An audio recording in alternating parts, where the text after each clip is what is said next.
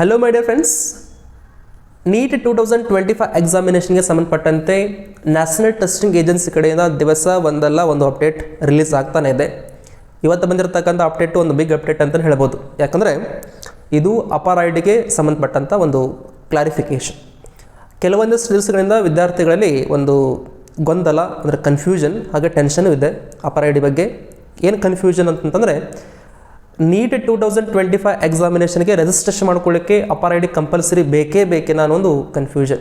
So ಅದಕ್ಕೆ ಒಂದು ಕ್ಲಾರಿಫಿಕೇಷನನ್ನು ಇವತ್ತು ನ್ಯಾಷನಲ್ ಟೆಸ್ಟಿಂಗ್ ಏಜೆನ್ಸಿಯವರು ಕೊಟ್ಟಿದ್ದಾರೆ.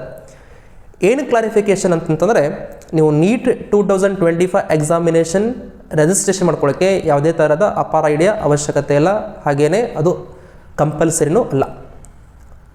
ಸೊ ಈ ವಿಷಯ ಕೇಳಿ ಭಾಳಷ್ಟು ಜನ ವಿದ್ಯಾರ್ಥಿಗಳಲ್ಲಿ ಒಂದು ಟೆನ್ಷನ್ ಕಡಿಮೆ ಆಗಿರ್ಬೋದು ಅಂತ ನಾನು ಭಾವಿಸ್ತೇನೆ. ಇನ್ನೊಂದು ವೆರಿ ಇಂಪಾರ್ಟೆಂಟ್ ಪಾಯಿಂಟ್, ನಾನು ಪ್ರೀವಿಯಸ್ ವಿಡಿಯೋದಲ್ಲಿ ನಿಮ್ಗೆ ಅದರ ಬಗ್ಗೆ ಇನ್ಫಾರ್ಮೇಷನ್ ಕೊಟ್ಟಿದ್ದೇನೆ. ಏನು ಇನ್ಫಾರ್ಮೇಷನ್ ಅಂದರೆ ಆಧಾರ್ ಕಾರ್ಡನ್ನು ಅಪ್ಡೇಟ್ ಮಾಡ್ಕೊಳ್ಳೋದು. ದಯವಿಟ್ಟು ನಿಮ್ಮ ಆಧಾರ್ ಕಾರ್ಡನ್ನು ಅಪ್ಡೇಟ್ ಮಾಡ್ಕೊಳ್ಳಿ ನೀಟ್ ರಿಜಿಸ್ಟ್ರೇಷನ್ ಸ್ಟಾರ್ಟ್ ಆಗೋಕ್ಕಿಂತ ಮುಂಚೆ. ನೀಟ್ ಎಕ್ಸಾಮಿನೇಷನ್ ಯಾವುದೇ ಒಂದು ಅಪ್ಡೇಟ್ಗಾಗಿ ದಯವಿಟ್ಟು ಚಾನಲ್ನ ಫಾಲೋ ಮಾಡ್ತಾಯಿರಿ.